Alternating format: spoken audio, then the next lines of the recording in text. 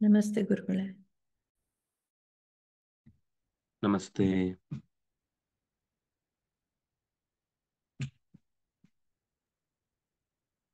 ಆರಂಭ.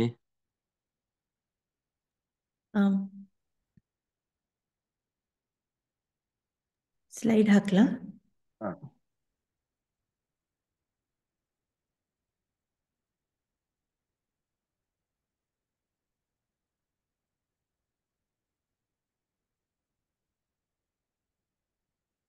ಜ್ಞಾನಾನಂದಮಯಂ ದೇವಂ ನಿರ್ಮಲಸ್ಫಟಿಕಾಕೃತಿಂ ಆಧಾರಂ ಸರ್ವವಿದ್ಯಾನಾಂ ಹಯಗ್ರೀವಮುಪಾಸ್ಮಹೇ. ಬ್ರಹ್ಮಸ್ವರೂಪ ಪರಮಾ ಜ್ಯೋತಿರೂಪಾ ಸನಾತನಿ ಸರ್ವವಿದ್ಯಾಧಿದೇವೀಯ ತಸ್ಯೈ ವಾಚೈ ನಮೋ ನಮಃ. ಸ್ವಸ್ತ್ಯಸ್ತು ಸತಾಂ. ಓಂ.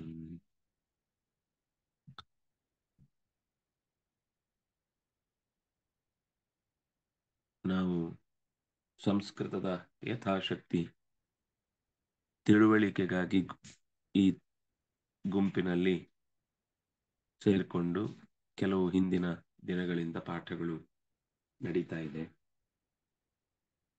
ಸಂಸ್ಕೃತವನ್ನು ತಿಳ್ಕೊಳ್ಳೋದರ ಮುಖ್ಯ ಉದ್ದೇಶ ನನ್ನನ್ನು ನಾನು ತಿಳ್ಕೊಳ್ಳಿಕ್ಕೆ.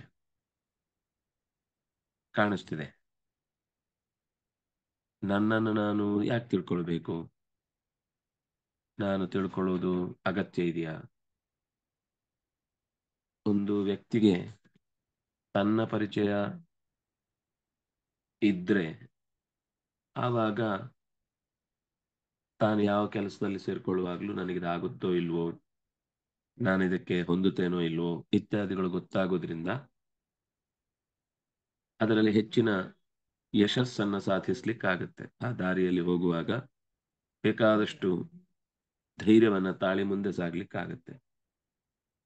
ಅದಕ್ಕೋಸ್ಕರ ಸಂಸ್ಕೃತ ಬೇಕಾ ಅಂತ ಒಂದು ಜಿಜ್ಞಾಸೆ ಬರುತ್ತೆ. ಯಾಕೆ ಜಗತ್ತಲ್ಲಿ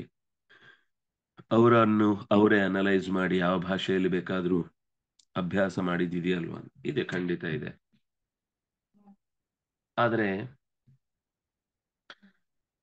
ಎಷ್ಟೋ ನಾಗರಿಕತೆಗಳು ಇವತ್ತು ತಮ್ಮ ಪೂರ್ವದ ಇತಿಹಾಸವನ್ನ ದಾಖಲಿಸ್ಲಿಕ್ಕಾಗಲಿ ಅಥವಾ ಅದರ ಗಟ್ಟಿತನವನ್ನಾಗ್ಲಿ ಉಳಿಸಿಕೊಳ್ಳಿಕ್ಕೆ ಏನು ಪ್ರಯತ್ನ ಮಾಡಿದೆ ಆ ವಿಷಯದಲ್ಲಿ ಇವತ್ತು ಬೇರೆ ದಾಳಿಗೊಳಗಾದಾಗ ತನ್ನ ಮೂಲವನ್ನೇ ಕಳ್ಕೊಂಡ್ಬಿಟ್ಟಿದೆ. ಆದರೆ ಭಾರತೀಯ ಸಾಂಸ್ಕೃತಿಕ ಇತಿಹಾಸ ನೀವು ಲೆಕ್ಕ ಮಾಡ್ತಾ ಬಂದ್ರೆ ನಮಗೆ ಇತಿಹಾಸ ಅಂತ ಇವತ್ತು ಕೆಲವು ಪುಟಗಳು ಮರೆಯಾಗಿರುವುದನ್ನು ನಾವು ನೋಡ್ತಾ ಇದ್ದೇವೆ. ಆದರೆ ಅದಕ್ಕಿಂತ ಹಿಂದಿನದ್ದಿದೆ. ಅದಕ್ಕಿಂತ ಹಿಂದೆ ಅವ್ರು ಹುಟ್ಟಿಲ್ಲ, ಅದರಿಂದ ಜಗತ್ತಿಲ್ಲ ಅಂತ ಯಾರು ಇತಿಹಾಸದ ಪೇಟೆಂಟ್ ತಲೆ ಮೇಲೆ ಹಾಕೊಂಡು ಕೂತಿದಾರೋ, ನಾವು ಇತಿಹಾಸ ಕೊಡುವವರು ಜಗತ್ತಿಗೆ ಅಂತ, ಅವರ ಸಂಸ್ಕೃತಿಗಳು ಕಣ್ಣು ಬಿಟ್ಟಿಲ್ಲ ಅನ್ನೋ ಒಂದೇ ಕಾರಣಕ್ಕೆ ಜಗತ್ತಲ್ಲಿ ಬೇರೆ ಯಾರು ಬೆಕ್ಕು ಕಣ್ಣು ಮುಚ್ಕೊಂಡು ಹಾಲು ಕುಡಿದ ಹಾಗೆ ಯಾರೂ ನನ್ನನ್ನ ಹಾಲು ಕುಡಿಯುವುದರ ತಪ್ಪನ್ನ ನೋಡ್ತಾ ಇಲ್ಲ ಅಂತ ಭಾವಿಸುವ ಹಾಗೆ ಜಗತ್ತನ್ನ ಪರಿಗಣಿಸ್ತಾರೆ. ಆದರೆ ಸಂಸ್ಕೃತ ಈ ಭ್ರಮೆಯನ್ನ ನಮಗೆ ತೆಗೆದು ಬಿಡುತ್ತೆ. ಏನಿಲ್ಲ ಅಂದ್ರೂ ಒಂದು 15-20 ಸಾವಿರ ವರ್ಷಗಳ ಇತಿಹಾಸದ ಪುಟಗಳನ್ನು ನಾವು ನೋಡುತ್ತೇವೆ. ಇನ್ನೂ ಹಿಂದಕ್ಕೆ ಹೋದ್ರೆ ಯುಗ ಯುಗಾಂತರಗಳಿಗೆ ಹೋಗುತ್ತೆ, ಮಹಾಯುಗಗಳು ದಾಟಿ ಕಲ್ಪಗಳಿಗೆ ಹೋಗುತ್ತೆ, ಕಲ್ಪಾಂತರಕ್ಕೆ ಹೋಗುತ್ತೆ. ನಿತ್ಯ ಜಪದಲ್ಲಿ ನಾವು ಅದನ್ನು ಸೇರಿಸ್ಕೊಂಡೇ ಮಾತಾಡ್ತೇವೆ. ಅವರಿಗೆ ಪರ್ಫೆಕ್ಟ್ ಆಗಿ ಅದರ ಬಗ್ಗೆ ತಿಳುವಳಿಕೆ ಇದೆ. ಸಂಸ್ಕೃತದಲ್ಲಿ ನಾವು ಬೆಳಿಗ್ಗೆ ಸಂಕಲ್ಪ ಮಾಡುವಾಗ ಹೇಳಿಕೊಳ್ಳುವ ಮಾತು ಪರಾರ್ಧ ಅಂತ ಇದೆ, ಅದರಲ್ಲಿ ದ್ವಿತೀಯ ಪರಾರ್ಧ, ಹೀಗೆಲ್ಲ ಆ ಸಂಖ್ಯೆಗಳನ್ನು ಹೇಳಿಕೊಂಡು ಬರ್ತಾ ನಾವು ಅದರ ಮೂಲ ಶಬ್ದಗಳಿಗೆ ನಾವು ಕಿವಿ ಹಾಯಿಸಿದಾಗ ನಮ್ದು ಸಾಮಾನ್ಯ ಇತಿಹಾಸ ಅಲ್ಲ ಅಂತ ಗೊತ್ತಾಗುತ್ತೆ. ಯಾಕೆಂದ್ರೆ ಸಂಸ್ಕೃತದಲ್ಲಿ ಒಂದು ವಿಷಯವನ್ನು ನಿರೂಪಣೆ ಮಾಡಿದ್ರೆ ಅದು ಶಬ್ದದಿಂದಲೂ ಕೂಡ ನಮಗೆ ಒಂದಿಷ್ಟು ಬೋಧೆ ಮಾಡುತ್ತೆ. ಅಂದ್ರೆ ನಾನು ಹೇಳ್ತಾ ಇರೋದು ಅದರ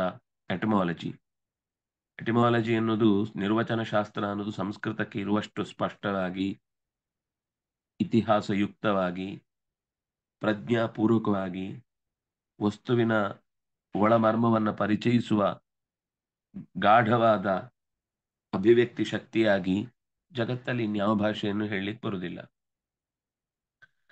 ದೇವತೆಗಳ ಭಾಷೆ ಅಂತ ಹೇಳ್ತಾರೆ. ದೇವತೆಗಳ ಭಾಷೆ ಅಂದ್ರೆ ಅವ್ರು ಮಾತ್ರ ಮಾತಾಡುದು ಅಥವಾ ಅದು ಬಿಟ್ಟು ಅವ್ರಿಗೆ ಬೇರೆ ಮಾತು ಬರಲ್ಲ ಅನ್ನೋ ಅಭಿಪ್ರಾಯದಲ್ಲ. ದೇವ ಅಂದ್ರೆ ದಿವ್ಯವಾದದ್ದು.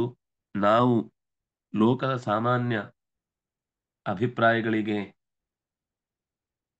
ಏನು ಒತ್ತು ಕೊಡುತ್ತೇವೆ ಅದು ತತ್ತತ್ ಕಾಲದಲ್ಲಿ ಕೆಲವೊಂದು ಸರ್ತಿ ಮರೆಯಾಗುತ್ತೆ. ಆದ್ರೆ ಸಾರ್ವಕಾಲಿಕವಾದ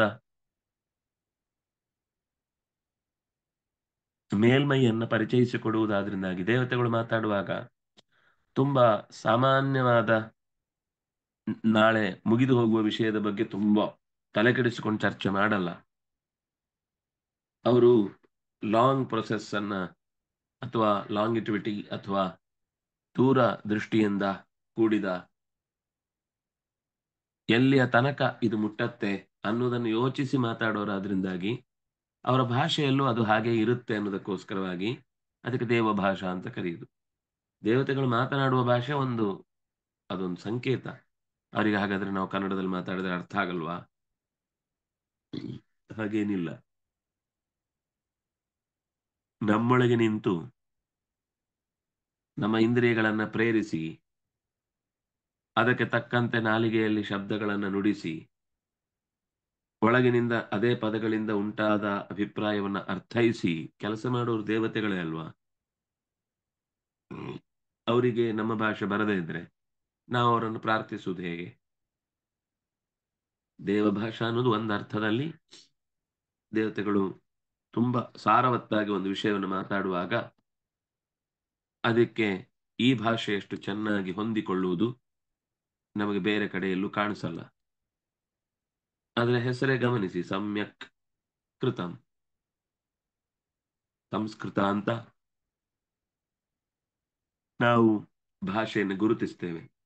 ಸ್ಯಾನ್ಸ್ಕ್ರಿಟ್ ಅಂತ ಜಜ್ಜಿ ಹಾಕ್ತಾರೆ. ಆದರೆ ಏನ್ ಮಾಡುದು, ಅಷ್ಟಾದ್ರೂ ಹೇಳ್ತಾರಲ್ವಾ ಅಂತ ಖುಷಿ ಪಡಬೇಕು. ನಮ್ಮ ಒಳಗಿನ ಪ್ರಪಂಚವನ್ನು ಎತ್ತರಕ್ಕೆ ಏರಿಸಬೇಕು ಅಂತಂದಾಗ, ಆಳಕ್ಕೆ ಇಳಿಬೇಕು ಅಂದಾಗ, ಅಗಲಕ್ಕೆ ಹಬ್ಬಬೇಕು ಅಂದಾಗ, ವಿಷಯದ ಎಲ್ಲ ಮುಖಗಳಿಗೂ ನಾವು ಪ್ರವೇಶ ಮಾಡಬೇಕು ಅಂತ ಬಯಸಿದಾಗ ಋಷಿಗಳ ಮಾತಿಗೆ, ದೇವತೆಗಳ ಮಾತಿಗೆ ನಾವು ಹೋಗ್ಲೇಬೇಕಾಗುತ್ತೆ. ಯಾಕಂದ್ರೆ ಅವರಿಗೆ ಇರುವ ಕಣ್ಣು ಅದು ಎಲ್ಲ ದಿಕ್ಕಿನದು ವಿಶ್ವತೋಮುಖವಾದ ದೃಷ್ಟಿಯಿಂದ ಕೂಡಿ ಅವರು ಕೃತಿಗಳನ್ನ, ಸಾಹಿತ್ಯಗಳನ್ನ, ಸಂಸ್ಕೃತಿಗೆ ಸಂಬಂಧಪಟ್ಟ ಉಲ್ಲೇಖಗಳನ್ನ, ಆದೇಶಗಳನ್ನ, ಉಪದೇಶಗಳನ್ನ ಮಾಡುತ್ತಾ ಹೋಗಿದ್ದಾರೆ. ಅದು ನಮಗೆ ರಾಮಾಯಣ, ಮಹಾಭಾರತ, ಉಪನಿಷತ್ತುಗಳು, ಪುರಾಣಗಳು, ಸಂಹಿತೆಗಳು, ಪಂಚರಾತ್ರ ಆಗಮಗಳು, ಹೀಗೆ ಹಲವು ಮುಖಗಳಲ್ಲಿ ಸಿಗುತ್ತೆ. ಇದೆಲ್ಲ ಒಂದೊಂದು ದಿಕ್ಕಿನಲ್ಲಿ ಒಬ್ಬೊಬ್ಬರನ್ನ ಗುರುತಿಸಿ ಕರ್ಕೊಂಡು ಹೋಗುವುದಕ್ಕೆ ಹೊರಟ ಸಂಗತಿಗಳು. ಕೇವಲ ಯಾವ ಜಗತ್ತಿನ ವಿಷಯಕ್ಕೂ ಹೊಂದದ ಸೋಂಬೇರಿಗಳ ಮೈಗಳ್ಳತನದ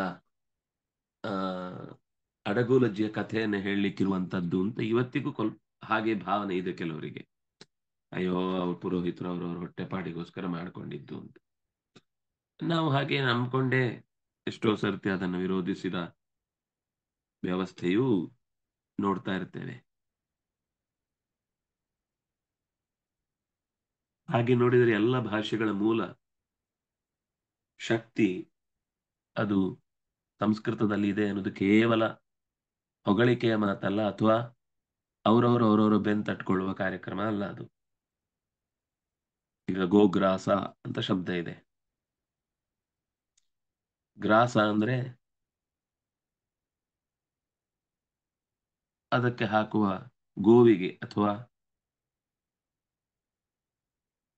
ನಾವು ಕುರಿ ಇರ್ಬೋದು, ಹಸು ಇರ್ಬೋದು, ಎತ್ತು ಇರ್ಬೋದು, ಕೋಣ ಇರ್ಬೋದು, ಈ ತರದ ಸಾಕು ಪ್ರಾಣಿಗಳ ವ್ಯವಸ್ಥೆಯಲ್ಲಿ ಬಳಸುವಂತಹ ಪದಾರ್ಥ. ಗ್ರಾಸ ಅಂತಂದ್ರೆ ತಿನ್ಲಿಕ್ಕಾಗುವಂತದ್ದು ಅಂತ ಹೇಳಿದ್ದನ್ನೇ ಹುಲ್ಲು ಅಂದ್ರೆ ಅರ್ಥ ಇಟ್ಕೊಂಡ್ರೆ ಅದೇ ಗ್ರಾಸ್ ಆಯ್ತು. ಆಗ ನಾವು ಅದನ್ನು ಎಲ್ಲಿಂದ ಬಂತು ಅಂತ ಯೋಚನೆ ಮಾಡಲೇ ಇಲ್ಲ. ತಾಯಿಗೆ ಶಬ್ದ ಬಳಸ್ತೇವೆ, ತಂದೆಗೆ ಶಬ್ದ ಬಳಸ್ತೇವೆ. ಇಂಥ ಎಷ್ಟೋ ಶಬ್ದಗಳು. ಇದು ಸುಮ್ಮನೆ ನಿಮಗೆ ಪರಿಚಯಕ್ಕೆ ಅಂತ ಹೇಳಿದ್ದಷ್ಟೇ. ನೀವು ಸ್ವಲ್ಪ ಆಳವಾಗಿ ಯೋಚನೆ ಮಾಡಿದ್ರೆ ಪ್ರತಿ ಒಂದು ಕಡೆಯೂ ಸ್ವೆಟ್ ಅಂತೇವೆ, ಅದು ಸ್ವೇದ ಆಗಿ ಬಂತು. ಭ್ರಾತೃ ಅಂತೇವೆ, ಅದು ಬ್ರದರ್ ಆಗಿ ಬಂತು. ತೀನ್ ಪಾಯ್, ಅದು ತ್ರಿಪಾತ್ ಅನ್ನುವ ಶಬ್ದ ತೀನ್ ಪಾಯ್ ಆಯ್ತು. ಈಗ ಅದು ಇಂಗ್ಲಿಷ್ ಅಲ್ಲಿ ಟೀ ಪಾಯ್ ಆಯ್ತು. ಟೀ ಪಾಯ್ ಅಂತಂದ್ರೆ ಟೀ ಇಡುವ ತಟ್ಟೆ ಅಂತ ಅದು ಟೇಬಲ್ ಅನ್ಕೊಂಡ್ಬಿಟ್ಟಿದೀವಿ. ಹೊಸದು ಅದು ಮೂರು ಮುಕ್ಕಳೆ ಅಂತ ಕನ್ನಡದಲ್ಲಿ ಕರೀತಾರೆ ಅದನ್ನ. ಮೂರು ಪಾಯಿಂಟ್ಗಳಲ್ಲಿ ಪಾದಗಳಲ್ಲಿ ನಿಲ್ಲುವಂತಹ, ಅಂದ್ರೆ ಅವರಿಗೆ ಒಂದು ವಸ್ತುವನ್ನು ನಿಲ್ಲಿಸ್ಲಿಕ್ಕೆ ಮೂರು ಜಾಗ ಇದ್ರೆ ಸಾಕು ಅಂತ ಎಷ್ಟು ಕ್ರಮವಾಗಿ ಅದನ್ನು ತ್ರಿಪಾತ್, ಮೂರು ಕಾಲುಗಳು ಅನ್ನುವ ಅರ್ಥದಲ್ಲಿ. ಮನುಷ್ಯನಿಗೆ ದೇವರು ಎರಡು ಕಾಲು ಕೊಟ್ಟು ನಿಲ್ಲಿಸುವುದು ಅದು ವಿಚಿತ್ರವಾದ ಒಂದು. ಪ್ರಾಣಿಗಳಿಗೆಲ್ಲ ನೋಡಿದ್ರೆ ನೀವು ಅದರ ದೇಹದಲ್ಲಿ ಅರ್ಧ ಭಾಗ ಮುಂದೆ ಇರುತ್ತೆ, ಅರ್ಧ ಭಾಗ ಹಿಂದೆ ಇರುತ್ತೆ, ಮಧ್ಯದಲ್ಲಿ ಕಾಲಿರುತ್ತೆ. ಪಕ್ಷಿಗಳಿಗೆ ಎರಡು ಕಾಲಿದ್ರು ಕೂಡ. ಆದ್ರೆ ಮನುಷ್ಯ ಪ್ರಾಣಿ ಮಾತ್ರ ನೇರ ನಿಂತರೂ ಕೂಡ ನಿಂತ ಸ್ಥಿತಿಯಲ್ಲಿ ಪಾದದಲ್ಲಿ ಒಂದು ಚೂರು ಅಗಲವನ್ನು ಇಟ್ಟಿದ್ದಾನೆ, ಜಾರದಂತೆ ನೋಡಿದ್ದಾನೆ ಅನ್ನೋದು ಒಂದು ಮುಖ್ಯವಾದ ಅಂಶ ಆಗಿದ್ರು ಕೂಡ ಎಷ್ಟೋ ವಿಷಯಗಳಲ್ಲಿ ಮನುಷ್ಯ ಉಳಿದವರಿಗಿಂತ ಅತ್ಯಂತ ಬೆಟರ್ ಅನ್ನುವ ಹಿನ್ನೆಲೆಯನ್ನ, ಎರಡೇ ಪಾದದಲ್ಲಿದ್ರು ದ್ವಿಪದ ಅಂತ ಅನಿಸಿದ್ರು ಕೂಡ ತ್ರಿಪಾತ್ ಅನ್ನುವ ಶಬ್ದದ ಮೂಲಕ ಉಳಿದಂತೆ ಮನುಷ್ಯ ಬಿಟ್ಟು ಉಳಿದಂತೆ ಯಾವ್ದಾದ್ರೂ ಸರಿಯಾಗಿ ನಿಲ್ಲಬೇಕು ಅಂದ್ರೆ ಮೂರು ಕಾಲು ಇರಲೇಬೇಕಾಗುತ್ತೆ. ಪ್ರಾಣಿಗಳಿಗೆ ನಾಲ್ಕು ಕಾಲಿದೆ. ಹಾಗಾಗಿ ಸಂಸ್ಕೃತವನ್ನು ನಾವು ಸರಿಯಾಗಿ ತಿಳಿದ್ರೆ ಎಷ್ಟು ವಿಷಯಗಳಲ್ಲಿ ನಾವು ಬೌದ್ಧಿಕವಾಗಿ ಎಲಿವೇಟ್ ಆಗ್ತೇವೆ. ಪ್ರತಿಯೊಂದು ಭಾಷೆಯ ಮರ್ಮವನ್ನ ತಿಳಿಯುವ ಶಕ್ತಿ ನಮಗೆ ಬರುತ್ತೆ. ಎಲ್ಲ ಭಾಷೆಗಳ ಮೂಲ ಕನ್ನಡದಲ್ಲಂತೂ ನಾವು ಬಳಸುವ ಪದಗಳಿಗೆ ಕೊನೆ ಇಲ್ಲ. ಸಂಸ್ಕೃತದ ವಿಷಯವನ್ನ ಹಿನ್ನೆಲೆಯನ್ನು ಯೋಚಿಸಿದ್ರೆ ಎಷ್ಟು ಪದಗಳನ್ನು ಬಳಸ್ತೇವೆ. ಹಾಗಾಗಿ ಈಗ ಒಂದು ಅಕ್ಷರಕ್ಕೆ ಎಷ್ಟು ಅರ್ಥ ಇರುತ್ತೆ ಅಂತ ಬೇರೆ ನಾವು ಯಾವ ಭಾಷೆಯಲ್ಲಿ ಹೀಗೆ ನೋಡ್ಲಿಕ್ಕೆ ಸಾಧ್ಯ ಇಲ್ಲ. ಕ ಅಂದ್ರೆ ಏನು ಅಂತ ಅಲ್ಲಿ ನಿಮ್ಗೊಂದು ಸ್ಕ್ರೀನ್ ನಲ್ಲಿ ಕಾಣಿಸ್ತಿದೆ ನೋಡಿ. ಆ ಚಿತ್ರದಲ್ಲಿ ಕ ಅನ್ನೋದಕ್ಕೆ ಇಷ್ಟು ಅರ್ಥ. ಅದು ಬ್ರಹ್ಮ, ವಿಷ್ಣು, ಮಹೇಶ್ವರ, ಮನ್ಮಥ, ಅಗ್ನಿ, ವಾಯು, ಯಮ, ಸೂರ್ಯ, ಆತ್ಮ, ದಕ್ಷ ಬ್ರಹ್ಮ, ನವಿಲು, ಚಿತ್ತ. ಈ ಶಬ್ದ ಕಮ್ ಅನ್ನೋದನ್ನ ಮನಸ್ಸಲ್ಲಿ ಇಟ್ಟುಕೊಂಡು, ಅಥವಾ ಕಹ ಅನ್ನುವ ಶಬ್ದ ಮನಸ್ಸಲ್ಲಿ ಇಟ್ಟುಕೊಂಡು, ಕಮಲ ಅಂತ ಶಬ್ದ ಇದ್ರೆ ಕಮ್ ಅಂದ್ರೆ ನೀರು. ಕಮ್ ಅಲಂಕರೋತಿ ಇತಿ ಕಮಲಂ 25ರಲ್ಲಿ ಇದೆ ನೋಡಿ. ಕಮ್ ಅಂದ್ರೆ ನೀರು. ಆ ನೀರು ಲೋಕದಲ್ಲಿ ಬಳಕೆಯಲ್ಲಿ ಇದೆಯಾ? ಇದೆ, ಬೇಕಾದಷ್ಟು ಕಡೆ ಬಳಸ್ತಾರೆ. ಆದ್ರೆ ಶಬ್ದದಲ್ಲಿ ಗಮನಿಸಿದ್ರೆ ಕಮಲ ಅಂತಿದೆ. ನೀರನ್ನು ಅಲಂಕರಿಸುವ ಒಂದು ಹೂವು, ಕಮಲ ಅಂತ ಕರೀದ್ರು ಅದನ್ನ. ಅಲಂಕರಣ ಅಂತಂದ್ರೆ ಚಂದ ಕಾಣುವಂತೆ ಒಪ್ಪ ಓರೆಯಾಗಿ ಜೋಡಿಸಿಡುವಂತ ಒಂದು ವ್ಯವಸ್ಥೆ. ಕೆರೆ ಒಳ್ಳೆಯ ಕಮಲದ ದೇಟಿನಿಂದ ಕೂಡಿ ಅರಳಿದ್ರೆ ಇಡೀ ಕೆರೆಗೆ ಒಂದು ಚಂದ, ಸೌಂದರ್ಯ. ಬರೀ ನೀರಿದ್ರೆ ಚಂದವೇ, ನೀರಿದ್ರೆ ಚಂದವೇ, ಅದು ನೀರಿದೆ ಅನ್ನೋದೇ ಚಂದ. ಆದ್ರೆ ಅದರಲ್ಲೂ ಕಮಲ ಸೇರಿ ಚೆನ್ನಾಗಿ ಅರಳಿ ಕೂತಿದ್ರೆ ಆ ಒಂದು ಕಮಲಿನಿ ಅಂತ ಅದನ್ನು ಕರೀತಾರೆ ಆಮೇಲೆ ಆ ಸರೋವರವನ್ನ. ಹಾಗೆ ಎಷ್ಟು ಶಬ್ದಗಳಿವೆಯೋ. ಈಗ ಶಿರಸ್ ಅಂತ ಕ ಅನ್ನುವ ಶಬ್ದದಿಂದ ಪ್ರಯೋಗ ಮಾಡ್ತಾರೆ. ಈ ಚಾಟು ಶ್ಲೋಕಗಳೆಲ್ಲ ಈ ಕ ಶಬ್ದವನ್ನು ಹೇಗೆಗೂ ಬಳಸಿ ಖುಷಿ ಪಡಿಸುವುದಿದೆ. ಹೀಗೆ ಪ್ರಾಣುವ ಬ್ರಹ್ಮ, ಕಂ ಬ್ರಹ್ಮ, ಖಂ ಬ್ರಹ್ಮ ಹೊಳೆಯುವುದಿದ್ರೆ ಅದೆಲ್ಲ ತಲೆಯಲ್ಲೇ ಹೊಳಿಬೇಕು ಹೊರತು ಬೇರೆ ಎಲ್ಲೂ ವಿವೇಚನೆ ಇಲ್ಲದೆ ನೆಲದಲ್ಲೂ ಗೋಡೆಯಲ್ಲೂ ಹೊಳಿಲಿಕ್ಕೆ ಸಾಧ್ಯ ಇಲ್ಲ. ವಿಷಯ ತಿಳಿಬೇಕು ಅಂದ್ರೆ, ಬ್ರಹ್ಮನನ್ನ ತಿಳಿಯುವುದು ಅಂದ್ರೆ ಸ್ವಲ್ಪ ವಿಚಾರವಂತಿಕೆ ಇದ್ದಾಗ ಅದು ತಿಳಿಯತ್ತೆ. ಅಥವಾ ಕಮ್ ಅಂದ್ರೆ ಸುಖ, ಪರಮಾತ್ಮನನ್ನ ಪರಮ ಸುಖ ಅಂತ ಅವನು ಸ್ವತಃ ಸುಖ ಸ್ವರೂಪ ಅಂತ ಅನ್ನೋದಕ್ಕೋಸ್ಕರ ಆ ಉಪನಿಷತ್ತು ಹೊರಟಿದ್ದು ಹೇಳಲಿಕ್ಕೆ. ಅದನ್ನ ಸುಖ ಅನ್ನುವ ಅರ್ಥದಲ್ಲಿ ಬಳಸಿದ್ದನ್ನ ಈಗ ನಾಕ ಅಂತ ಶಬ್ದ ಇದೆ. ಅಕ ಅಂದ್ರೆ ನ ಕಂ ಯತ್ರ ಅಕ. ಕ ಅಂದ್ರೆ ಸುಖ ಇಲ್ಲದ್ದು, ಕಂ ಅಂದ್ರೆ ಸುಖ. ನಾಕ ಅಂದ್ರೆ ಅಲ್ಲಿ ಸುಖ ಇಲ್ಲ ಅಂತಿಲ್ಲ. ನ ಅಕ, ಅಲ್ಲಿ ದುಃಖದ ಸ್ಪರ್ಶವೇ ಇಲ್ಲ, ಅಲ್ಲಿ ದುಃಖ ಆಗುವುದೇ ಇಲ್ಲ. ಅದನ್ನ ನಾಕ ಅಂತ ಕರೀತಾರೆ. ನಾಕ ಅಂದ್ರೆ ಸ್ವರ್ಗ. ಸ್ವರ್ಗದಲ್ಲಿ ಮನುಷ್ಯನಿಗೆ ಇಲ್ಲಿ ಭೂಮಿಯಲ್ಲಿ ಹೇಗೆ ಒಂದು ಬಯಕೆಯನ್ನ ಹುಟ್ಟಿಸಿಕೊಂಡ್ರೆ ಅಥವಾ ಹುಟ್ಟಿದ್ರೆ ಅದನ್ನು ಪಡಿಲಿಕ್ಕೆ ಬಹಳ ದೀರ್ಘಕಾಲ ಒದ್ದಾಡಬೇಕು. ಆದ್ರೆ ಸ್ವರ್ಗದಲ್ಲಿ ಅವನ ಅದಕ್ಕೆ ಆ ಹೆಸರು ನಾಕ ಅನ್ನುವ ಶಬ್ದವೇ ಆ ಅರ್ಥದ ಮೂಲಕ ಅವನ ಹೆಚ್ಚಿನ ವಿಶೇಷ ಬಯಕೆಗಳನ್ನು ಈಡೇರಿಸುವ ಅವನ ಪುಣ್ಯದ ಬಲಕ್ಕೆ. ಅದು ಕ್ರೆಡಿಟ್ ಕಾರ್ಡ್ ಕೆಲಸ ಮಾಡ್ತಾ ಇರುತ್ತೆ. ಅಲ್ಲಿ ಖಾಲಿ ಆಯಿತು ಅಂದ್ರೆ ಗೀಚಿದ್ದೇ ಬಂತು. ಆದರೆ ಸುಖವನ್ನು ಕೊಡುವಂಥದ್ದು ಅಂತ ಅನ್ನುವ ಅರ್ಥದಲ್ಲಿ ನಾಕ ಅನ್ನುವ ಶಬ್ದ ಇದೆ. ಹಾಗೆ ನಾವು ಇನ್ನು ಮುಂದೆ ಹೋದ್ರೆ ಈ ಭಾಷೆಯ ವಿವರವನ್ನು ತಿಳ್ಕೊಳ್ಳಿಕ್ಕೆ ಅದರ ಎಟಿಮಾಲಜಿ ಆಯಿತು, ಒಂದೇ ಶಬ್ದಕ್ಕೆ ಹಲವು ಅರ್ಥಗಳ ವಿಷಯದಲ್ಲಾಯಿತು, ಅಥವಾ ಗೋ ಶಬ್ದಕ್ಕೆ 11 ಅರ್ಥ ಇದೆ. ಆ 11 21 ಅರ್ಥ ಇದೆ. 21 ಅರ್ಥವನ್ನು ಇಟ್ಟುಕೊಂಡು ಗೋಪಾಲಕ ಅಂತ ತಲೆಯಲ್ಲಿ ಒಂದು ಶಬ್ದ ಇಟ್ಟುಕೊಂಡ್ರೆ ಎಷ್ಟು ನೂರಾರು ಅರ್ಥಗಳಲ್ಲಿ ಅದು ತೆರ್ಕೊಳ್ಳುತ್ತೆ. ಗೋವಿಂದ ಗೋಪಾಲ ಅನ್ನೋ ಶಬ್ದ, ಆ ಕಥೆ ಇಡೀ ಕೃಷ್ಣನ ಬದುಕಿನ ಅಷ್ಟು ಕಥೆಗಳು ಅದರಲ್ಲಿ ನಿರೂಪಣೆ ಆಗುತ್ತೆ. ಹಾಗಾಗಿ ನಮ್ಮ ಬದುಕಿನ ಚಿತ್ರಣವನ್ನ ಬೇರೆ ಬೇರೆ ಮುಖಗಳಲ್ಲಿ ತಿಳ್ಕೊಳ್ಳಿಕ್ಕೆ ನಮಗೆ ಭಾಷೆಯ ಸೌಗಂಧ್ಯ ತುಂಬಾ ಮುಖ್ಯ. ಆ ಶಬ್ದದ ಶ್ರೀಮಂತಿಕೆಯನ್ನ ನಾವು ಅರ್ಥ ಮಾಡಿಕೊಂಡ್ರೆ ನಾವು ಎಷ್ಟು ನಿಜವಾಗಿಯೂ ಸಂಪತ್ತಿನಿಂದ ಹೊರಗಿನಿಂದ ಕಿಸೆಯಲ್ಲಿ ಎಷ್ಟಿದೆ ಅನ್ನೋದ್ರಿಂದ ಶ್ರೀಮಂತಿಕೆ ಅಲ್ಲ. ನಮಗೆ ನಿಜವಾದ ಶ್ರೀಮಂತಿಕೆ ಏನಂದ್ರೆ ಪ್ರತಿ ಕ್ಷಣವನ್ನು ಅನುಭವಿಸಿ ಬದುಕುವ ಒಂದು ಸತ್ವ ನಮ್ಮ ಬದುಕಿನಲ್ಲಿ ಇರಬೇಕು. ಅಂಥ ಒಂದು ಎಲಿಮೆಂಟ್ಸ್ ಅಥವಾ ದ್ರವ್ಯಗಳು ನಮ್ಮ ಹತ್ರ ಇರಬೇಕು. ಹೊರಗಿನಿಂದ ದುಡ್ಡಿದ್ರೂ ಕೂಡ ವಸ್ತುಗಳಿಗೆ ಅಭಾವವಾದರೆ ಆ ದುಡ್ಡು ತಿನ್ಲಿಕ್ಕಾಗಲ್ಲ. ಅದೇ ಗದ್ದೆ ಕೆಲಸದಲ್ಲಿ ಇದ್ದವನಿಗೆ ದುಡ್ಡು ಕಮ್ಮಿ ಇದ್ರೂ ಕೂಡ ಬೆಳ್ಕೊಂಡು ತಿಂದ್ರೆ ಹೊಟ್ಟೆ ಅಂತೂ ತುಂಬುತ್ತೆ. ಬರೀ ಹೊಟ್ಟೆ ಅಲ್ಲ, ತಲೆಯೂ ಒಂದಿದೆ ಅಂತ ನೆನಪಾದ್ರೆ ಆವಾಗ ಈ ಭಾಷೆ ನಮ್ಮ ತಲೆಯ ಹಸಿವನ್ನು ತೆಗೆಯುತ್ತೆ. ದುಡ್ಡಿನಿಂದ ತಲೆಯ ಹಸಿವು ಹೋಗಲ್ಲ. ಫೀಸ್ ಕೊಟ್ಟು ಅವ್ರ ಹತ್ರ ಪಾಠ ಮಾಡಿಸ್ಕೋಬಹುದು, ಆದ್ರೆ ಆ ಆಸಕ್ತಿ ಒಳಗಿನಿಂದ ಬಂದ್ರೆ ಮಾತ್ರ, ಭಾಷೆಯ ಸಿದ್ಧಿ ಇದ್ರೆ ಮಾತ್ರ. ಇಲ್ಲಾಂದ್ರೆ ಏನ್ ಹೇಳಿದ್ರು ಅಂತ ಅರ್ಥ ಆಗಲ್ಲ. ಸರಿ, ಮುಂದೆ ಹೋಗೋಣ.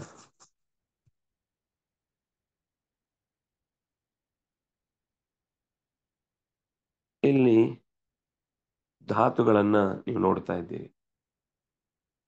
ಒಂದೇ ಭ ಅನ್ನುವ ಶಬ್ದಕ್ಕೆ ಸುಮಾರು 28 ಅರ್ಥಗಳನ್ನ ಅದು ಹೇಳ್ತಾ ಇದೆ. 28 ಅರ್ಥಗಳನ್ನು ಒಂದು ಧಾತು ಹೇಳುತ್ತೆ ಅಂದ್ರೆ ನೀವು ಆ ಧಾತುವಿನಿಂದ ಹುಟ್ಟಿದ ಶಬ್ದ ಪ್ರಪಂಚದ ಬಗ್ಗೆ ಯೋಚನೆ ಮಾಡಿ. ಒಂದು ಧಾತುವಿನಿಂದ ಏನಿಲ್ಲ ಅಂದ್ರೂ ಮಿನಿಮಮ್ 1,00,000 ಶಬ್ದಗಳು ಹುಟ್ಟಿಕೊಳ್ತವೆ. ಹೇಗೆಗೂ ಪ್ರತ್ಯಯಗಳು, ಹೇಗೆಗೂ ಶಬ್ದಗಳು, ಭೂತಾರ್ಥಕ, ಭವಿಷ್ಯಾರ್ಥಕ, ಕಾಲಾರ್ಥಕ, ಆದೇಶಾರ್ಥಕ, ವಿಧ್ಯರ್ಥಕ, ಆಶೀರ್ವಾದಾರ್ಥಕ, ಆಮೇಲೆ ವರ್ತಮಾನದ ವಿಭಾಗಗಳಲ್ಲಿ ಮತ್ತೆ ಅನೇಕ ಪ್ರತ್ಯಯಗಳು. ಹೀಗೆ ಒಂದು ಶಬ್ದ ಅನ್ನೋದು ಅನೇಕ ಶಬ್ದ ಪ್ರಪಂಚಕ್ಕೆ ಎಡೆಯಾಗುತ್ತೆ. ಈ ಬರೀ ಒಂದು ಅರ್ಥದ ಧಾತುವಿಗೆ 28 ಅರ್ಥ ಇದೆ ಅಂದ್ರೆ ಅಷ್ಟು ಅರ್ಥದಲ್ಲಿ ಆ ಶಬ್ದ ತೆರ್ಕೊಂಡ್ರೆ ಎಷ್ಟು ಸಂಸ್ಕೃತದಲ್ಲಿ ಒಂದು ಶಬ್ದ, ರಾಮ ಶಬ್ದ ಚೆನ್ನಾಗಿ ಬಂತು, ಅಕಾರಾಂತವಾದದ್ದು ಅಂತ ಅನಿಸಿದ್ರೆ ನಾವು ಎಷ್ಟೋ ಕಲ್ತು ಬಿಟ್ಟಿರ್ತೇವೆ. ಒಂದು ಧಾತು ಅರ್ಥ ಆಯ್ತು ಅಂದ್ರೆ ಎಷ್ಟೋ ಶಬ್ದಗಳ ಮೂಲ ನಮಗೆ ಅರ್ಥ ಆಗುತ್ತೆ. ಆಮೇಲೆ ಅದು ಅಲ್ಲಿಗೆ ಹೊಂದಾಣಿಕೆ ಆಗಬೇಕು, ಅಲ್ಲಿಗೆ ಅದರ ಸಂಯೋಗ ಆಗಬೇಕು. ಅದು ಒಂದು ಅಂಶದಲ್ಲಿ ಸ್ವಲ್ಪ ಮಾತಾಡಿ, ಕೇಳಿ, ನೋಡಿ, ಅಧ್ಯಯನ ಮಾಡಿ ಗೊತ್ತಾಗಬೇಕಾದದ್ದು. ಆದರೆ ಅದರ ಯಾಕೆ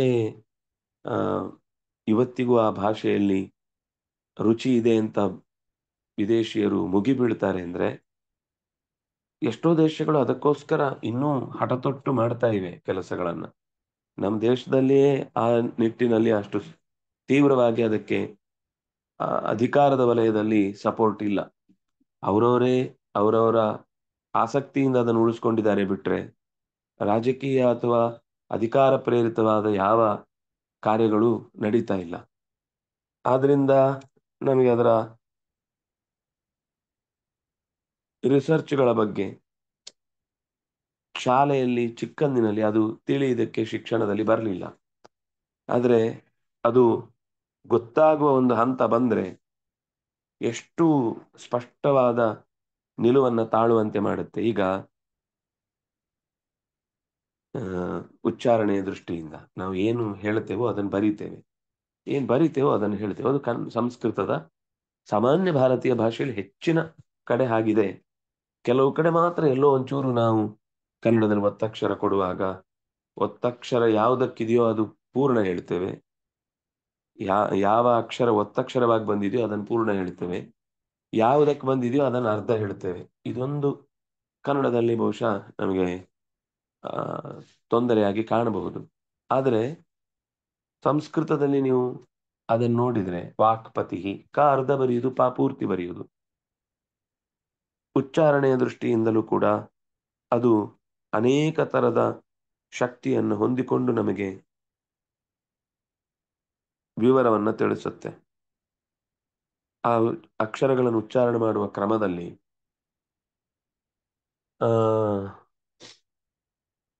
ಎಲ್ಲೆಲ್ಲಿಂದ ಯಾವ ಯಾವ ಸ್ವರಗಳು ಅಥವಾ ವ್ಯಂಜನಗಳು ಹುಟ್ಟುತ್ತಾವೋ ಅದು ಆ ದೇಹದ ಮೂಲ ಭಾಗಗಳನ್ನ ಪ್ರಚೋದಿಸಿ ಅನಾರೋಗ್ಯಕ್ಕೆ ಕಾರಣವಾಗುವಂತ ಏನಾದ್ರೂ ಅಡೆತಡೆ ಇದ್ರೆ, ಶಕ್ತಿಪಾತ ಆಗುವ ವಿಷಯದಲ್ಲಿ ಲೋಪದೋಷಗಳಿದ್ರೆ ಅದನ್ನು ಪಾರು ಮಾಡುತ್ತೆ.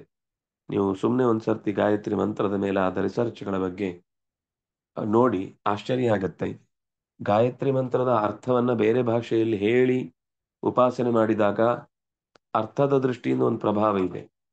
ಆದರೆ ಅದು ಬಿಟ್ಟು ಅರ್ಥ ತಿಳಿಯದೇ ಇದ್ರೂ ಕನಿಷ್ಠ ಅದರ ಸರಿ ಸ್ಪಷ್ಟವಾದ ಉಚ್ಚಾರಣೆ ಮಾಡುವುದರಿಂದ ತಲೆಯಲ್ಲಿ ನರಮಂಡಲಕ್ಕೆ ಸಂಬಂಧಪಟ್ಟ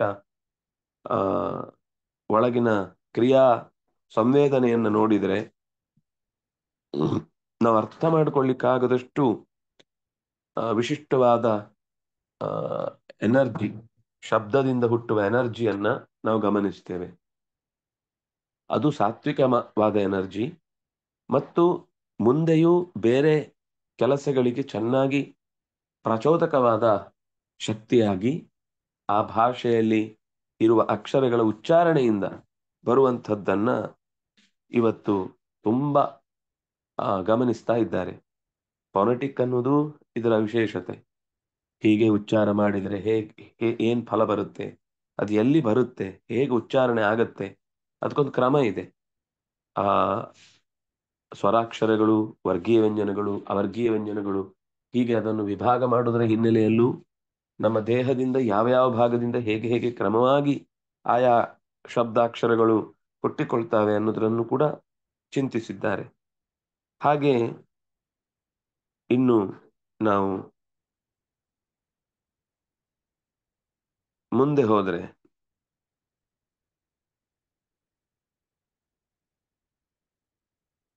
ಈ ಅನ್ವಯಾರ್ಥ ಅಂತ ನಾವೊಂದು ನೋಡ್ತೇವೆ. ಅಂದ್ರೆ ನಾನು ಬಂದೆನು, ಈಗ ಕವಿತೆಯಲ್ಲಾಗುವಾಗ ನಾನು ಬಂದೆ ನಿಂದು ನಿಮ್ಮ ಮನೆಗೆ ಬೆಳಗಿನ ಹೊತ್ತು ಅಂತ ಹೇಳಿದ್ರೆ ಹಾಡಲ್ ಸರಿ ಹೋಗುತ್ತೆ. ಅದು ನಾನು ಹಾಗೆ ಮಾತಾಡಿದ್ರೆ ಇನ್ಯಾನು ಹೀಗೆ ಅಂತ ವಿಚಿತ್ರ ಅನ್ಸುತ್ತೆ.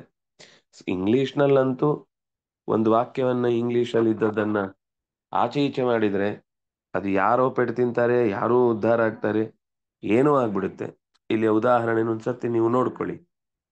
ಸಂಸ್ಕೃತದಲ್ಲಾಗುವಾಗ ಆ ಶಬ್ದವನ್ನು ಹೇಗೆ ಶಬ್ದ ಪ್ರಯೋಗ ಆಚೆ ಈಚೆ ಮಾಡಿದ್ರು ಅಲ್ಲಿಗೆ ಬಂದು ನಿಲ್ಲುತ್ತೆ ಅರ್ಥ, ಅದು ವ್ಯತ್ಯಾಸ ಆಗುದಿಲ್ಲ. ಯಾಕಂದ್ರೆ ವಿಶೇಷಣ ಭಾವದ ಪರಿಚಯ ಚೂರು ಇರ್ಬೇಕಾಗತ್ತೆ. ಅದು ಸಂಸ್ಕೃತ ಬಂದ್ಮೇಲೆ ಆ ಕನ್ಫ್ಯೂಷನ್ ಇರಲ್ಲ. ಬಾರದೇ ಇದ್ದಾಗ ನಮ್ಗೊಂಚೂರು ಆಗತ್ತೆ. ಆದ್ರೆ ಅದು ಭಾಷೆಯ ಶಕ್ತಿ ಏನು ಅಂದ್ರೆ ಪದಗಳನ್ನ ಹಿಂದೆ ಮುಂದೆ ಮಾಡಿದ್ರು ಅರ್ಥ ಆಚೆ ಈಚೆ ಆಗುದಿಲ್ಲ. ಆದ್ರೆ ಇಂಗ್ಲಿಷ್ನಲ್ಲಿ ಹಾಗಾಗುದಿಲ್ಲ.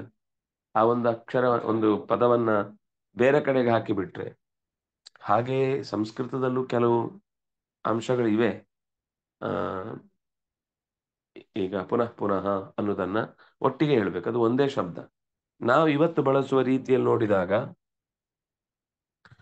ಪುನಃ ಆಗಚ್ಚತಿ ಪುನಃ ಅಂತ ಪ್ರಯೋಗ ಮಾಡಿದರೆ ಅದು ದಡ್ಡತನ ಆಗುತ್ತೆ. ಮತ್ತೆ ಮತ್ತೆ ಮನೆಗೆ ಬರ್ತಾರೆ, ಮತ್ತೆ ಬರ್ತಾರೆ ಮನೆಗೆ ಮತ್ತೆ, ಅಂದ್ರೆ ಅದರ ಅರ್ಥ ಹೋಯ್ತು. ಅದು ಬೇರೆ ಬೇರೆ ಪದ ಅಲ್ಲ, ಒಂದೇ ಪದ ಅಂತ ಸಂಸ್ಕೃತದಲ್ಲಿದೆ, ನಾವು ಬಳಸುವುದು ತಪ್ಪಾಗಿದೆ ಅಷ್ಟೇ. ಪುನಃ ಪುನಃ ಆ ತತ್ತತ್ ಕಾಲ, ಆಯಾ ಕಾಲದಲ್ಲಿ ಅಂತ ಹೇಳುವಾಗ ಅದು ತತ್ ತತ್ ಅಂತ ಬೇರೆ ಶಬ್ದ ಅಲ್ಲ, ತತ್ ತತ್ ಅಂತ ಒಂದೇ ಶಬ್ದ. ಇದು ಇದೆ ಭಾಷೆಯಲ್ಲಿ, ಸಂಸ್ಕೃತದಲ್ಲಿ ಆ ಬಳಕೆ ಇದೆ. ನಾವು ಅದನ್ನ ಬೇರೆ ಬೇರೆ ಎತ್ರ ಎತ್ರ ರಘುನಾಥ ಕೀರ್ತನಂ ಅನ್ನುವಾಗ ಎತ್ತರ ಎತ್ತರ ಒಂದೇ ಪದ, ಅದು ಬೇರೆ ಬೇರೆ ಪದ ಅಲ್ಲ. ಹಾಗಾಗಿ ಅದು ಈ ಸಣ್ಣ ಪುಟ್ಟ ನಿಯಮಗಳು ಗೊತ್ತಾದ್ರೆ ಅನ್ವಯ ಅನ್ನೋದು ಅತ್ಯಂತ ಪರ್ಫೆಕ್ಟ್ ಆಗಿ ಸಂಸ್ಕೃತದಲ್ಲಿ ಎಷ್ಟು ಆಚೆ ಈಚೆ ಮಾಡಿದ್ರು ಕೂಡ ಅದು ಕೂಡುತ್ತೆ.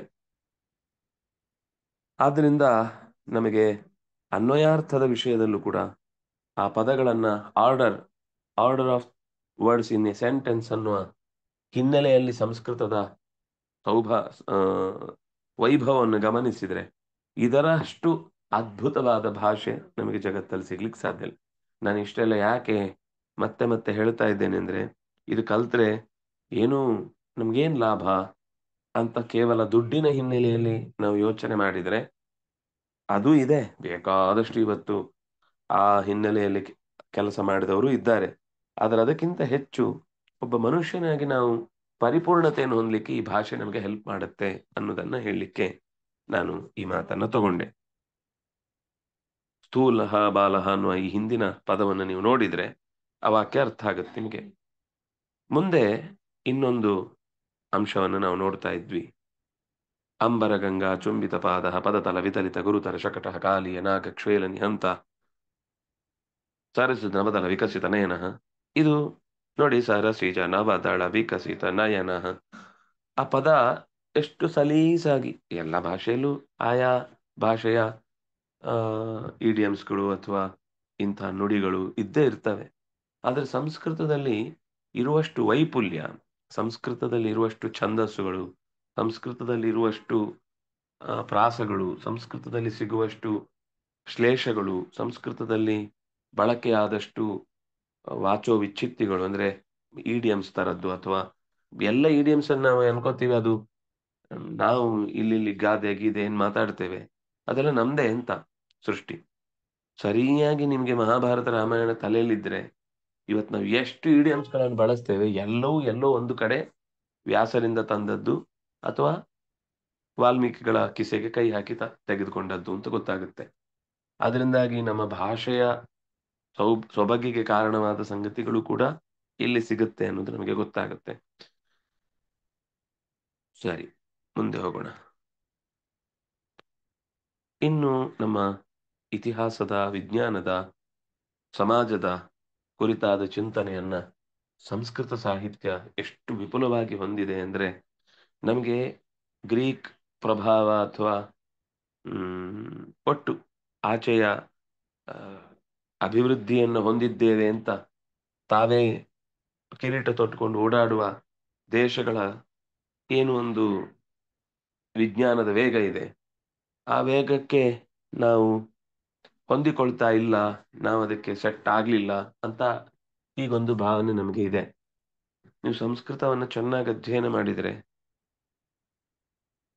ಏನೇನು ಇವತ್ತು ನಾವು ವೈಜ್ಞಾನಿಕ ಹಿನ್ನೆಲೆಯಲ್ಲಿ ಆಕಾಶ ಕಾಯಗಳ ಬಗ್ಗೆ, ಬೆಳಕಿನ ಬಗ್ಗೆ, ಪರಮಾಣುಗಳ ಬಗ್ಗೆ, ವಸ್ತುವಿನ ಸ್ವಭಾವದ ಬಗ್ಗೆ, ಇದು ಮಾತ್ರ ಅಲ್ಲ, ಇನ್ನು ಮಾನಸಿಕವಾಗಿ ಎಲ್ಲ ವಿಷಯದಲ್ಲೂ ಕೂಡ ನಮಗೆ ಗಣಿತದ ಬಗ್ಗೆ, ವಿಜ್ಞಾನದ ಸೂತ್ರಗಳ ಬಗ್ಗೆ, ಬೇರೆ ಬೇರೆ ರೀತಿಯ ಭಾಷೆಯ ವೈವಿಧ್ಯಗಳ ಬಗ್ಗೆ, ಎಷ್ಟು ಆಯುರ್ವೇದದಲ್ಲಿ ನಮಗೆ ದೈಹಿಕವಾಗಿ ಆರೋಗ್ಯಕ್ಕೆ ಸಂಬಂಧಪಟ್ಟ ಸಂಗತಿಗಳನ್ನ ಮೂಲಕ್ಕೆ ಕೈ ಹಾಕಿ ಅದನ್ನು ಪರಿಚಯಿಸುವ ಮಾತು, ಆಹಾರದ ವ್ಯವಸ್ಥೆ ಹೇಗಿರಬೇಕು, ಮಾನಸಿಕ ಸ್ಥಿಮಿತವನ್ನು ಹೇಗೆ ಕಾಪಾಡಿಕೊಳ್ಬೇಕು, ಪರಿಪೂರ್ಣ ವ್ಯಕ್ತಿ ಇಂಥದ್ದು ಕಂಪ್ಲೀಟ್ ಮ್ಯಾನ್ ಅಂದ್ರೆ ಶರ್ಟ್ ಹಾಕೊಂಡು ಪ್ಯಾಂಟ್ ಹಾಕೊಂಡ್ರೆ ಆಗಲ್ಲ, ಅದು ಒಳಗಿನಿಂದ ಜೀವದ ಸಹಜವಾದ ಗುಣದಿಂದ ಬರಬೇಕಾದ್ದು.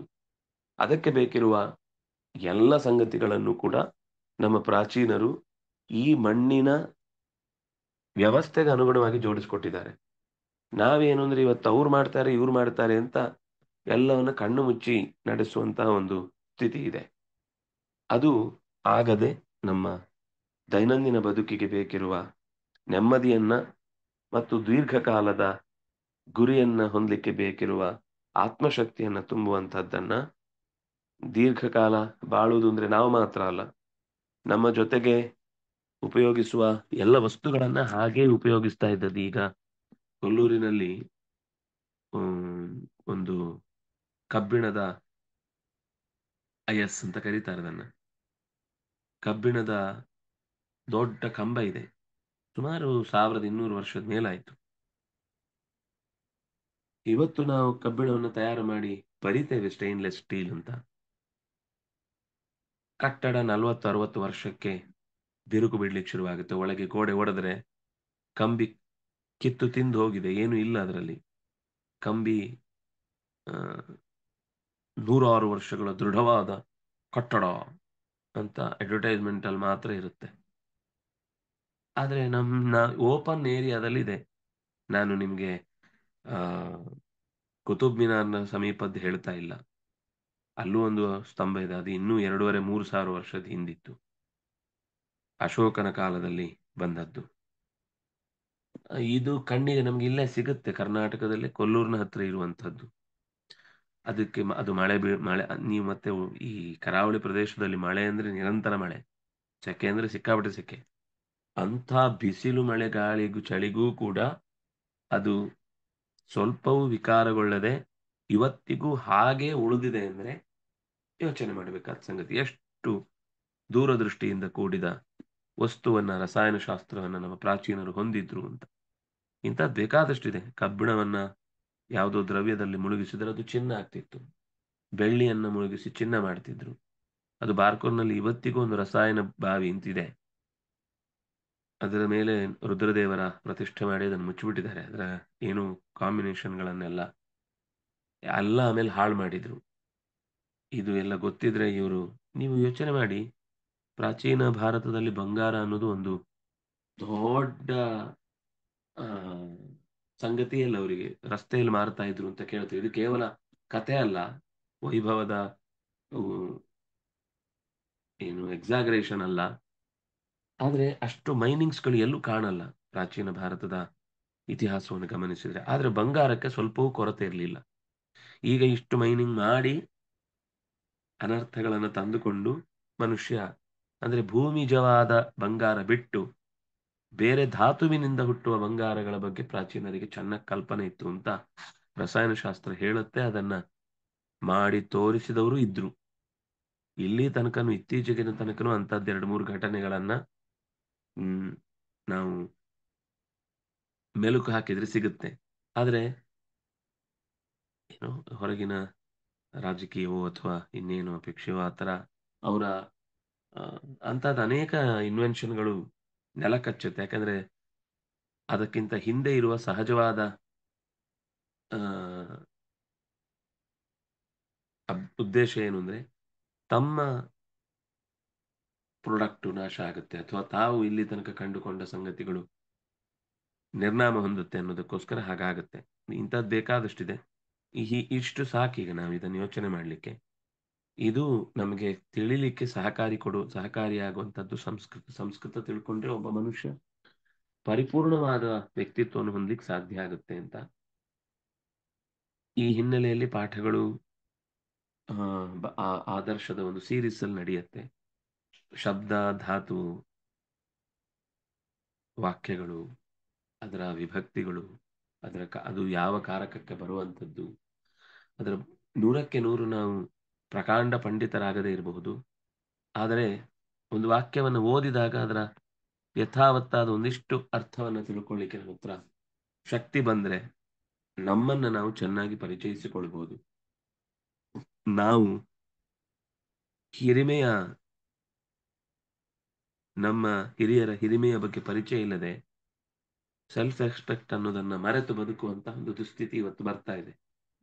ನಮ್ಗೆ ನಮ್ಮ ಬಗ್ಗೆ, ನಮ್ಮ ಹಿರಿಯರ ಬಗ್ಗೆ, ನಮ್ಮ ಸಂಸ್ಕೃತಿಯ ಬಗ್ಗೆ, ನಮ್ಮ ಸಂಸ್ಕಾರದ ಬಗ್ಗೆ, ನಮ್ಮ ಸಂಪ್ರದಾಯದ ಬಗ್ಗೆ, ನಮ್ಮ ಭಾರತದ ಬಗ್ಗೆ, ನಮ್ಮ ಭಾರತದ ಹಿರಿಯರ ಜೀವನ ಪದ್ಧತಿಯ ಬಗ್ಗೆ ಒಂದು ಸ್ಪಷ್ಟವಾದ ಕಲ್ಪನೆ ಮತ್ತು ಅದರಲ್ಲಿ ಆಸಕ್ತಿ, ಅದರ ಬಗ್ಗೆ ಗೌರವ ಮೂಡಬೇಕು ಅಂದ್ರೆ ನಾವು ಸಂಸ್ಕೃತವನ್ನು ಅಧ್ಯಯನ ಮಾಡಲೇಬೇಕು. ಎಷ್ಟೋ ಸುಳ್ಳುಗಳನ್ನ ನಮ್ಮ ಮೇಲೆ ಹೇರಿದ್ದಾರೆ. ಭಾರತೀಯರ ಚಿಂತನೆಗಳ ಬಗ್ಗೆ ತಪ್ಪು ಕಲ್ಪನೆಯನ್ನು ಕೊಟ್ಟಿದ್ದಾರೆ. ಅದರ ನಿವಾರಣೆಗೋಸ್ಕರ ಆದ್ರೂ ಕೂಡ ನಮ್ಮ ಸತ್ಯವನ್ನ ಹೆಮ್ಮೆಯಿಂದ ನಾವೇ ಇಲ್ಲ ಇದು ತಪ್ಪಿದ್ದದನ್ನ ತಪ್ಪೆ ನೋಡಿ, ಈ ಭಾರತೀಯರು ಬಿಟ್ರೆ ಅಥವಾ ಭಾರತೀಯ ಸನಾತನ ಧರ್ಮದ ಹಿನ್ನೆಲೆಯಲ್ಲಿ ಬಿಟ್ರೆ ತಪ್ಪಾಯಿತು ಅಂದ್ರೆ ಮತ್ತೊಬ್ಬ ವ್ಯಕ್ತಿ ಬರ್ತಾನೆ, ಸರಿಪಡಿಸ್ಕೊಂಡು ಹೋಗ್ತಾನೆ. ಪ್ರಶ್ನೆ ಮಾಡ್ಲಿಕ್ಕಿಲ್ಲ ಅನ್ನೋದು ಉಳಿದವರಲ್ಲಿ, ಹೇಳುದು ಮಾತ್ರ ನಾವು ಪ್ರಶ್ನೆ ಮಾಡ್ತೇವೆ ಅಂತ. ಆದ್ರೆ ವಿಜ್ಞಾನದಲ್ಲಿ ಪ್ರಶ್ನೆ ಮಾಡ್ತಾರೆ ಹೊರತು ಧರ್ಮದ ಹಿನ್ನೆಲೆಯಲ್ಲಿ ಪ್ರಶ್ನೆ ಮಾಡಲ್ಲ. ನಮಗೆ ಧರ್ಮದ ಹಿನ್ನೆಲೆಯಲ್ಲಿ ಪ್ರಶ್ನೆ ಮಾಡ್ತಾರೆ, ಅದರಲ್ಲಿ ವೈಜ್ಞಾನಿಕವಾದ ಚಿಂತನೆಗಳಿವೆಯೋ ಅಂತ ಕೇಳ್ತಾರೆ.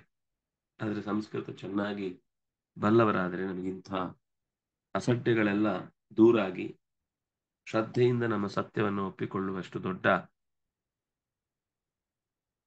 ಅವಕಾಶ ಒದಗಿ ಜೀವನದ ಎಲ್ಲ ತತ್ತತ್ಕಾಲದಲ್ಲಿ ಒದಗುವ ಸಂತೋಷ ಅನುಭವಗಳನ್ನ ಪಡಿಲಿಕ್ಕೆ ಸುಲಭ ಆಗುತ್ತೆ ಅಂತ ಇಷ್ಟು ಗೊತ್ತಾಗುತ್ತೆ. ಮುಂದಿನ ತರಗತಿಯಲ್ಲಿ ಈ ದೋಸು ಖಾಯೋ ಇಬ್ಬರು ಗೆಳೆಯರು, ಇದರ ಅಭಿಪ್ರಾಯ ಸ್ವಲ್ಪ ಹಿಂದೆ ಆಗಿತ್ತು. ಇಬ್ರು ಫ್ರೆಂಡ್ಸ್ ಇದ್ರು. ಒಬ್ಬ ವಿದ್ಯೆಯನ್ನು ಇಷ್ಟಪಡ್ತಾ ಇದ್ದವ, ಇನ್ನೊಬ್ಬ ದುಡ್ಡನ್ನು ಇಷ್ಟಪಡ್ತಾ ಇದ್ದವ. ವಿದ್ಯೆಗೋಸ್ಕರ ಹೋದವನು ವಿದ್ಯೆ ಹಿಂದೆ ಹೋದ, ದುಡ್ಡಿಗೋಸ್ಕರ ಹೋದವನು ದುಡ್ಡಿನ ಹಿಂದೆ ಹೋದ. ಕೊನೆಗೆ ಏನಾಯಿತು ಅನ್ನುವ ಸ್ವಾರಸ್ಯದ ಕಥೆ ಈ ಪಾಠದಲ್ಲಿದೆ. ಅದನ್ನ ಮುಂದಿನ ಪಾಠದಲ್ಲಿ ಗಮನಿಸೋಣ ಅಂತ ಹೇಳ್ತಾ ಎಲ್ಲರಿಗೂ ಮತ್ತೊಮ್ಮೆ ಹೃತ್ಪೂರ್ವಕವಾದ ನಮಸ್ಕಾರ. ನಿಮ್ಗೆ ಏನೇ ಡೌಟ್ ಇದ್ರು ಗ್ರೂಪ್ ಅಲ್ಲಿ ಚರ್ಚೆಯಲ್ಲಿ ವಿಷಯದಲ್ಲಿ ಹಾಕಿ, ಅಥವಾ ಸಂಸ್ಕೃತಕ್ಕೆ ರಿಲೇಟ್ ಆದ ಏನಾದ್ರೂ ತಿಳ್ಕೊಳ್ಬೇಕಾದದ್ದು ಸುಮ್ಮನೆ ಫಾರ್ವರ್ಡ್ ಅಂತ ಆಗಬಾರ್ದು. ನಾವು ಅದನ್ನು ಓದಿ ಖುಷಿಪಟ್ಟು ನಮ್ಮ ಓದಿಗೆ ಇದು ನಿಜವಾಗಿ ಆಹಾರ ಆಗುತ್ತೆ, ಎಲ್ರಿಗೂ ಉಪಯೋಗ ಆಗುತ್ತೆ ಅನ್ನೋದಂತದ್ದು ಅನಿಸಿದ್ರೆ ಅದನ್ನ ಹಂಚ್ಕೊಳ್ಳಿ. ಪ್ರತಿಯೊಬ್ಬರಿಗೂ ಹೊಸತನದ್ದು ಏನಾದ್ರೂ ಒಂದು ಸಿಗುತ್ತೆ ಅಂತಿದ್ದಾಗ ಅದರ ಹುಡುಕಾಟದಿಂದ ಬೇರೆಯವರಿಗೂ ಉಪಯೋಗ ಆಗುತ್ತೆ. ಜೊತೆಗೆ ನಮ್ಗೊಂದು ಸಾತ್ವಿಕವಾಗಿ ಒಂದು ಗುಂಪನ್ನು ಬಳಸಿಕೊಳ್ಳಿಕ್ಕಾಗತ್ತೆ, ಕ್ರಿಯಾಶೀಲವಾಗಿ ಸಾತ್ವಿಕವಾಗಿ ಪ್ರೊಡಕ್ಟಿವ್, ಅದೊಂದು ಫಲದಾಯಕವಾದಂತಹ ಕಾರ್ಯಕ್ಕೂ ಉಪಯೋಗ ಆಗುತ್ತೆ ಅನ್ನೋದನ್ನ ಮರೆಯದೆ ಈ ಅಧ್ಯಯನದಲ್ಲಿ ಭಾಗವಹಿಸೋಣ. ಎಲ್ಲರಿಗೂ ಮತ್ತೊಮ್ಮೆ ಹೃತ್ಪೂರ್ವಕವಾದ ನಮಸ್ಕಾರ. ಧನ್ಯವಾದ. ನಮಸ್ಕಾರ ಆಚಾರ್ಯ. ಧನ್ಯವಾದಗಳು ಗುರು. ಧನ್ಯವಾದಗಳು. ಧನ್ಯವಾದಗಳು.